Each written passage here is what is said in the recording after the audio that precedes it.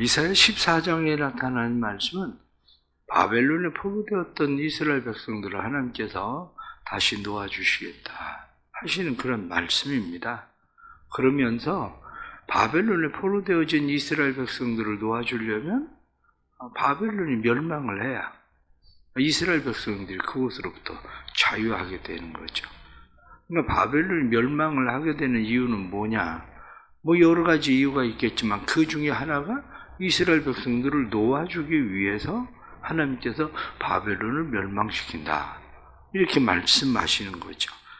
그래서 이스라엘 백성들을 오늘 14장 1절 보면 여호와께서 야곱을 긍휼히 여기시며 이스라엘을 다시 택하여 그들의 땅에 두시리니 이렇게 말씀한 것처럼 하나님께서 이스라엘에 대해서 긍휼히 여기시고 다시 택해서 그들의 땅에 두신다.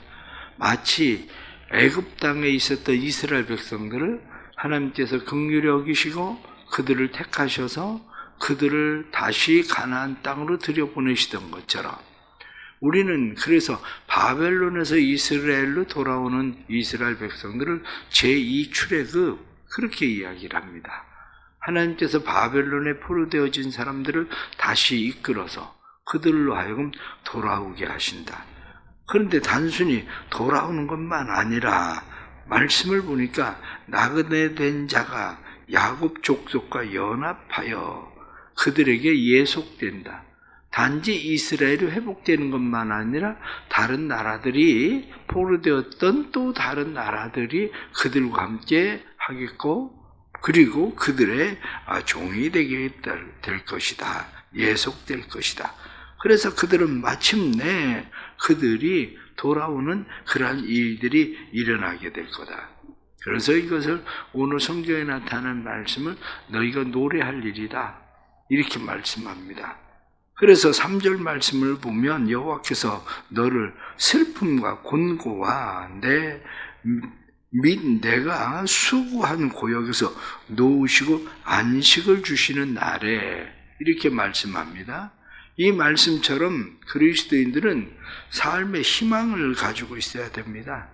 그리스도인들이 가지고 있는 희망은 바벨론으로부터 무슨 재주로 노임을 받겠습니까? 하나님의 긍휼히 여기심, 하나님의 은혜가 아니면 우리의 삶에 지금 말씀에 나타난 것처럼 슬픔과 곤고와 수고, 고역 이것으로부터 우리를 놓아줄 수 있는 게 내가 스스로 이것을 할 수 있나? 성경은 그게 아니라는 거죠. 내가 지금 건강을 잃어버리면 내 스스로 다시 건강을 회복할 수 있나? 스스로 회복할 수 있지 않아요. 하나님의 은혜가 우리를 회복해 하셔야지. 외부로부터 다시 회복이 돼야지. 그래서 사람들은 종종 수혈을 하는 사람들이 있죠. 수혈을 하는 이유가 어디에 있느냐면 수혈에 임계선이 있단 말이죠. 어느 정도 피가 없어졌을 때는 그때는 내가 열심히 하면 피가 회복이 돼요. 그런데 그 임계선을 내려가 버리면 그때부터 내 힘으로 안 되는 겁니다. 그때부터 내 힘으로 안 되고 그때부터 되는 게 뭐냐면 수혈을 해서 다시 피를 공급해 놔야 다시 시작이 되는 거지 회복이 되는 거지. 마찬가지입니다. 우리가 약을 먹는 대부분의 이유도 이제 그런 거죠. 우리 스스로 회복이 될 수 있는 선이 있는데 그 선을 넘어가 버리면 그 다음에는 그 선을 넘어간 것을 무엇인가 회복시켜 채워야 되는 거죠. 당뇨 환자들이 왜 당뇨약을 계속 먹습니까? 그것을 채워야 되거든요. 왜냐? 이미 망가져버린 췌장이나 신장을 내가 회복시킬 수 있는 일이 아니니까. 그래서 오늘 성경에 나타난 말씀도 하나님께서 너를 슬픔과 곤고와 수고와 고역에서 놓아주시고 안식하는 날에 하나님께서 우리에게 참된 안식과 평안을 주시기 위해서 바벨론을 멸망시키시는데 하나님께서 바벨론을 멸망시킬 때 바벨론의 멸망에 대해서 두 가지로 표현을 합니다. 하나는 별이 하늘에서 떨어지는 것처럼 그런 모습, 별이 떨어지는 모습을 12절에 나타난 말씀을 보면 그렇게 이야기하는 거죠. 너 아침의 아들 계명성이여 어찌 그리 하늘에서 떨어졌으며 너 열국을 얻은 자여 어찌 그리 땅에 찍혔는고. 하늘에서 떨어지는 별처럼 그렇게 바벨론이 멸망을 한다. 또 다른 바벨론에 대해서 멸망하는 것을 또 다른 하나로 표현하고 있는데, 그 다른 하나는 나무가 찍혀서 없어지는 거죠. 그래서 큰 나무가 찍혀서 없어지게 되는데, 그 찍혀서 없어지는 그러한 것을 오늘 성경에 나타나는 말씀을 보면 뭐라고 표현을 하고 있느냐? 말씀을 보니까 그 말씀이 19절 말씀에 오직 너는 자기 무덤에서 내쫓겼으며 가증한 나무 가지 같고 칼에 찔려 덜고둥이에 떨어진 죽음들에 둘러싸였으니 밟힌 시체들과 같다. 가증한 나무 가지같이 찍혀서 넘어져 버린 그런 나무, 이러한 쓰러진 나무에 불과한 바벨론이 될 것이다. 이렇게 성경이 말씀을 해주고 있는 겁니다. 그런데 오늘 특별히 여러분들과 함께 말씀을 드리려고 하는 것은 12절에 나타나는 말씀입니다. 12절에 나타난 말씀 보면 너 아침의 아들 계명성이여, 이렇게 아침의 아들 계명성, 그렇게 되어 있습니다. 이 계명성이란 말이 헬렐이란 말입니다. 헬렐. 그래서 새벽별, 이렇게 말하는 것이 계명성. 이 새벽별이라고 말하는 이 계명성, 이것을 우리는 보편적으로 이야기할 때에 이게 루시퍼다, 이게 사단의 왕이다, 이렇게 우리가 이제 인식들을 하게 됩니다. 왜 이게 사단의 왕이다 이렇게 인식을 하게 되느냐면, 이 계명성에 대해서는 원래 이게 사단으로 지칭되었었던 것이 아니라 중세의 터툴리안 그리고 그레고리 대제, 이러한 사람들이 이 아침의 아들 계명성, 이것을 루시퍼라고 생각을 했대요. 루시퍼라고. 그래서 그것을 루시퍼, 그러면 루시퍼라는 말의 뜻은 원래 빛을 가져오는 자, 이런 말이거든요. 그러니까 아침에 해가 이렇게, 아침에 계명성이 이렇게 떠 있는 그 별, 그것을 보면 이제 새벽이, 아침이 가까이 오는구나, 이렇게 사람들이 그것을 느끼는 것처럼 지금 빛을 가져오는 자라고 되어 있는데, 이게 지금 떨어지는, 왜 이 지금 계명성, 그것이 하늘에서 떨어졌다, 이것을 루시퍼라고 그렇게 생각을 하게 되냐면, 여러분들 누가복음 10장 한번 말씀 보실까요? 누가복음 10장 18절 말씀. 누가복음 10장 18절. 다 같이 누가복음 10장 18절 다 같이 봅니다. 시작. 예수께서 이르시되 사단이 하늘로부터 번개같이 떨어지는 것을 내가 보았노라.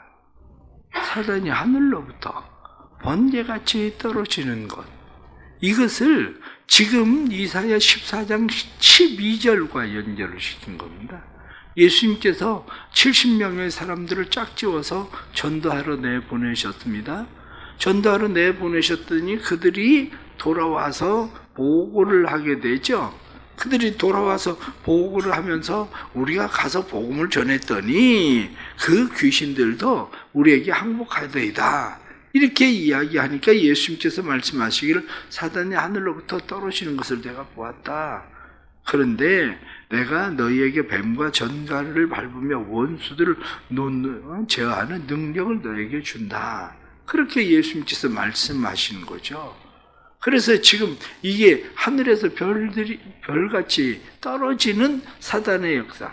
그런데 이게 어디로 지금 들어가느냐? 성경에 나타난 말씀을 보면 15절 말씀에 그러나 이제 내가 스울 곧 구덩이 맨 밑에 떨어짐을 당하리로다. 스울, 지옥이죠. 지옥의 맨 구덩이에 떨어지는 그러한 일이 될 것이다, 이렇게 말하고 있는 거죠. 그런데 이 말씀을 우리가 다시 요한계시록 말씀, 요한계시록 9장 말씀을 한번 보십시오.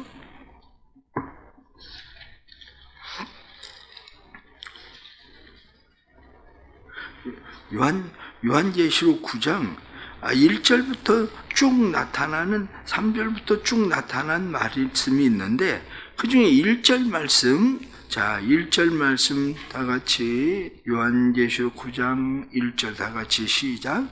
다섯째 천사가 나팔을 불매 내가 보니 하늘에서 땅에 떨어진 별 하나가 있는데 그가 무저갱의 열쇠를 받았더라. 여기 하늘에서 땅에 떨어진 별 하나, 이게 누구냐면 그게 바로 사단을 얘기하는 거거든요. 이 사단이 무저갱의 열쇠를 가지고 있다. 이렇게 무저갱의 열쇠를 가지고 있었던 사단. 그러면서 우리가 요한계시록 12장으로 넘어갑니다. 요한계시록 12장. 요한계시록 12장에 나오는 말씀을 보면 12장에 지금 쭉 말씀 가운데에 자 요한계시록 12장 9절 말씀을 보겠습니다. 12장 9절 자 다같이 시작. 큰 용이 내쫓기니 옛 뱀 곧 마귀라고도 하고 사단이라고도 하며 온 천하를 꿰는 자라. 그가 땅으로 내쫓기니 그의 사자들도 그와 함께 내쫓기니라. 여기 성경에 나타난 말씀, 하늘에서 내쫓기는 자가 있는데 그 내쫓기는 자가 누구냐? 그게 지금 사단, 곧 마귀, 옛 뱀, 용 이렇게 표현하고 있는 일이라는 거죠. 그래서 지금 바벨론을 어디에다 지칭하고 있었냐면 바벨론을 바로 이 사단의 권세, 사단의 세력이라고 지칭하고 있었죠. 그래서 요한계시록에서는 계속 바벨론의 멸망에 대한 이야기를 오늘 성경 본문에 나타난 말씀처럼 이 바벨론. 그런데 그레고리 그리고 터툴리안 이 사람들은 이것을 지금 이야기할 때에 이것을 사단에게 적용을 한 이유가 어디 있냐면 다시 이사야 14장 13절로 다시 넘어갑니다. 이사야 12장 13절 자 13절 14절 다시 다 같이 시작. 내가 내 마음에 이르기를 내가 하늘에 올라 하나님의 무별 위에 내 자리를 높이리라. 내가 북극 지폐의 산 위에 앉으리라. 가장 높은 구름에 올라가 지극히 높은 이와 같이 하는도다. 여기 말씀 보면 북극 지폐의 산 이렇게 돼 있는데 이 북극 지폐의 산은 당시 사람들이 어떤 특정한 산에 신들이 모여서 회의를 한다. 이렇게 얘기를 생각을 하고 있었죠. 특정한 산에 모여서 집회를 갔는데 이 신화적인 그 관점에서 여기 말씀에 내 마음을 높여 이르기를 내가 하늘에 올라 하나님의 무별 위에 내 자리를 높이리라. 내가 북극 지폐의 산 위에 앉으리라. 그 이야기가 산 위에 북극 지폐 신들이 모여있는 산 신들의 가장 위에 꼭대기에 내가 앉으리라. 이렇게 생각을 하고 있는 거죠. 그 누구냐? 이게 바로 사단의 일이라는 거죠. 이게. 그래서 지금 성경에 나타나는 이 말씀들을 연결해서 이야기하기를 이것은 지금 우리가 얘기하는 루시퍼, 사단 그렇게 얘기합니다. 그것을 다시 우리가 에스겔 성경 28장 에스겔 28장 말씀 한번 보겠습니다. 에스겔 28장 14절 에스겔 28장 14절 자, 에스겔 28장 14절 다 같이 시작. 너는 기름 부음을 받고 지키는 그룹이며 내가 너를 세우매 내가 하나님의 성산에 있어서 불타는 돌들 사이에 왕래하였도다. 근데 그 뒤로 쭉 넘어가서 17절 말씀. 자, 17절 말씀 다 같이 또 시작. 내가 아름다움으로 마음이 교만하시며 내가 영화로움으로 내 지혜를 더럽혔으며 내가 너를 땅에 던져 왕들 앞에 두어 그들의 구경거리가 되게 하였도다. 이 에스겔 28장에 나타난 말씀은 두루에 대한 멸망에 대한 그런 이야기입니다. 두루 왕이 멸망을 당하는데 두루 왕에 대해서 지칭을 할 때에 어떻게 지칭을 하고 있느냐면 기름 부음 받은 자를 지키는 기름 부음을 받고 그리고 내가 지키는 그룹이다. 이렇게 그룹. 천사의 무리죠. 천사의 무리인데 내가 아름다움으로 마음이 교만해져서 내가 영화로움으로 그렇게 해서 스스로 더럽혀서 자기를 높였다. 그러더니 결국에는 구경거리가 되었다. 이게 지금 사단의 모습을 그래서 우리가 성경에 사단의 정체가 뭐냐, 사단이 어디로부터 왔냐 이런 것들에 대해서 정보를 사실은 제공하지 않아요. 그 정보를 제공하지 않고 단지 창세기에 딱 나타나는 말씀이 그냥 아담과 하와가 있고 사단은 어떻게 생겼는지도 모르겠는데 사단이 와서 아담을 유혹해서 선악과를 먹게 만들잖아. 이게 도대체 어디로부터 왔나? 그런데 그것을 지금 지칭하고 있는 말씀으로 연결한 것이 그레고리 터툴리안 이런 사람들이 거기에 연결을 시킨 거예요. 지금 오늘 성경에 나타난 말씀에 이들이 어디로부터 왔냐? 이 교만으로부터 하나님의 그룹 천사장이라고 표현하고 있는 그런 천사장이었었는데 그가 교만해져서 하나님의 성산의 높은 곳 그 자리에 앉으려고 스스로 자기를 높였는데 결국에는 그 어디로 떨어지느냐? 맨 밑에 지옥으로 떨어지는 스울로 떨어지는 그런 자가 되었다. 이렇게 말하고 있는 거죠. 그런데 그것을 지금 바벨론과 연결하고 있는 그런 거죠. 바벨론과. 오늘 나타나는 이런 말씀 속에서 우리가 여러 가지 생각할 수 있는 것들이 있지만 가장 중요한 것은 다시 13절 말씀에 나타나는 것처럼 내가 내 마음에 이르기를 이렇게 자기 마음에 스스로 이야기하는 거죠. 이사야 14장에 스스로 자기 마음에 이르기를 야 내가 하늘에 올라가서 뭇별 위에 내 자리를 높이리라.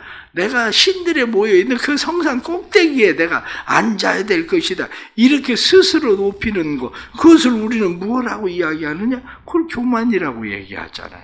교만. 그래 사단이 가져다 주는 것들 우리에게 많은 힘들고 어려운 일들을 가져다 주지만 오늘 성경에 나타난 말씀처럼 우리가 슬픔과 곤고와 수고와 고역 이것으로부터 안식을 얻지 못하는 중요한 이유 중에 하나가 뭐냐면 우리의 교만이에요. 우리의 교만을 가지고 있는 한은 누구도 안식을 얻을 수가 없습니다.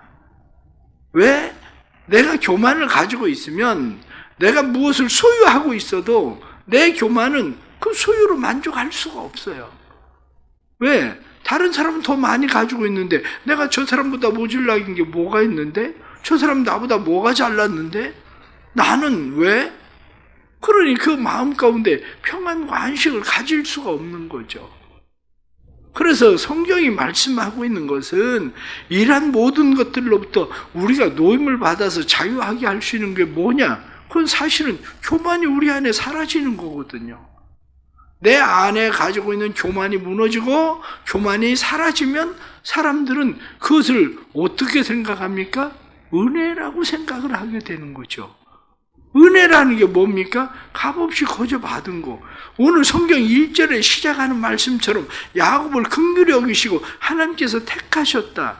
하나님께서 나를 긍휼히 여기시고 내게 은혜를 베푸셨다. 그것이 우리 그리스도인들의 삶 가운데 하나님의 주시는 삶의 안식이거든요. 그게 평안이거든요.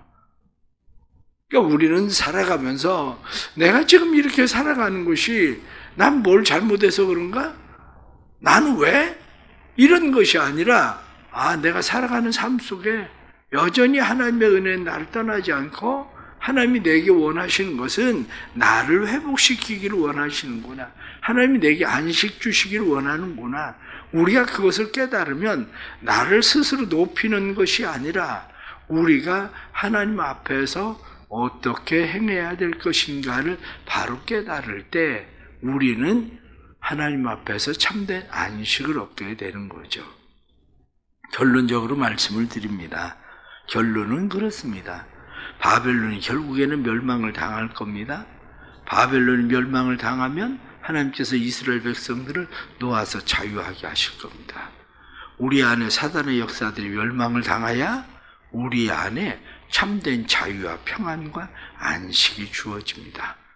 보이지 않는 사단과의 영적인 그런 싸움들 속에서 우리는 끊임없이 우리 스스로 나를 높이는 교만이 아니라 하나님 앞에 겸손함으로 우리를 세우고 하루하루 살아가는 일들이 하나님의 은혜임을 고백하고 살아가는 삶이 될 수 있기를 바랍니다. 기도하겠습니다. 하나님 아버지, 우리에게 은혜를 베푸셔서 감사합니다. 우리를 긍휼히 여기시고 우리에게 안식을 주시기를 원하시는 아버지의 마음이 우리 안에 있게 해주셔서 감사합니다. 하나님의 주시는 참된 안식과 평안이 우리 안에 넘치게 해 주옵소서. 하나님의 주시는 안식과 평안이 우리 안에 넘치게 하셔서 우리로 하여금 주시는 은혜와 평안으로 하나님의 나라를 누리며 살 수 있도록 도와주옵소서.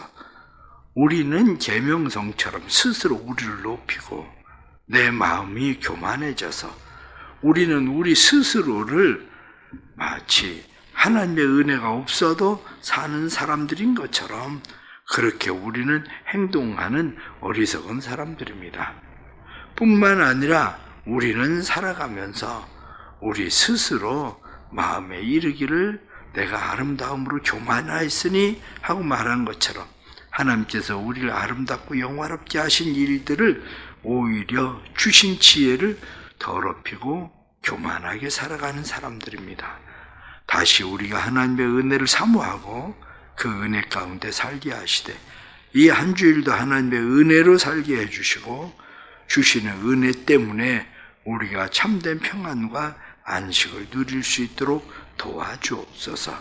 때때로 우리 안에 일어나는 사단의 모든 악한 권세를 멸하시고 사단의 악한 권세들이 스울로 떨어지던 것처럼 우리 안에서 떨어지게 해주시고 우리 안에 주님의 주시는 마음과 평안으로 가득하게 해 주옵소서. 사랑하는 이 나라에 주께서 은혜 베푸시고 나라의 온 백성들이 교만에 빠져 있습니다.